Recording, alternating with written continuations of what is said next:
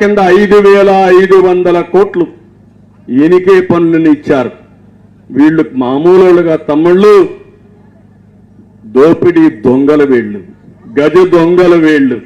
రాష్ట్రాన్ని లూటీ చేయడానికే అధికారానికి వచ్చామని ఆలోచిస్తున్నారు తప్ప ప్రజల కోసం కాదని మీ అందరికీ విజ్ఞప్తి చేస్తున్నా. ఈ రెంటుల్లో చూస్తే దగ్గర దగ్గర 1,500 కోట్ల రూపాయలు పని చేయకుండా డబ్బులు తీసుకున్నారు. నేను ఒకటే హామీ ఇస్తున్నా, ఏ ఒక్కడిని వదిలిపెట్టను.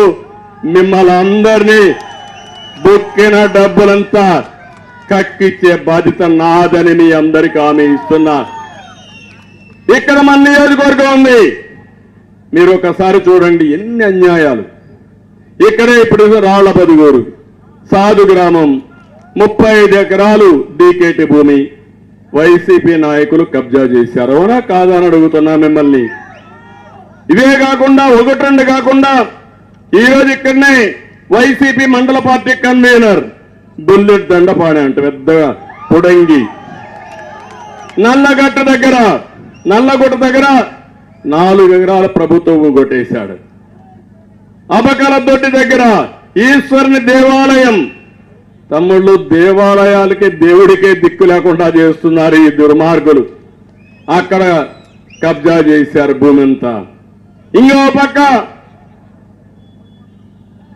ఎంపీ నిధులతో బస్ షెల్టర్ కడితే వీళ్ళ భూమికి జాగా కావాలని ఈ మండల కన్వీనర్లంతా ఆ బస్ షెల్టర్ కొట్టేసే పరిస్థితికి వచ్చారు. ఇంకో పక్క చెంగుబల్ల పంచాయతీలో పొలానికి దారి కోసం వీళ్ళందరినీ చూస్తే చెరువు కూడా షెడ్ నిర్మించి మొత్తం వీళ్ళు ఇష్ట ప్రకారం చేసే పరిస్థితికి వచ్చారు.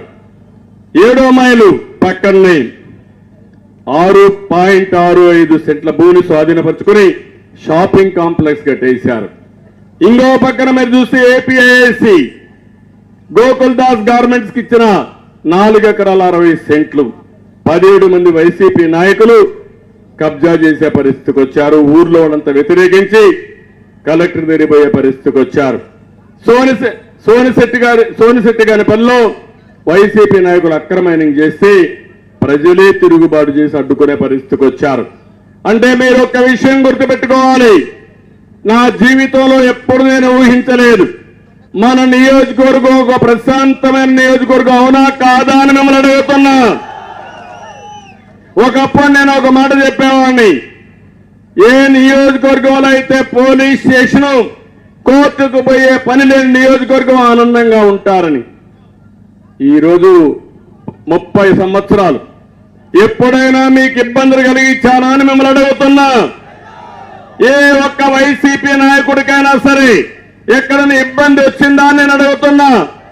ఆ రోజు కాంగ్రెస్ పార్టీలో ఉండే నాయకులు ఆలోచించండి, మీకు ఇబ్బంది వచ్చిందా అని నేను అడుగుతున్నా. 5 ఏళ్ల తమ్ముడు ఏం జరిగింది నియోజకవర్గంలో? రౌడీజం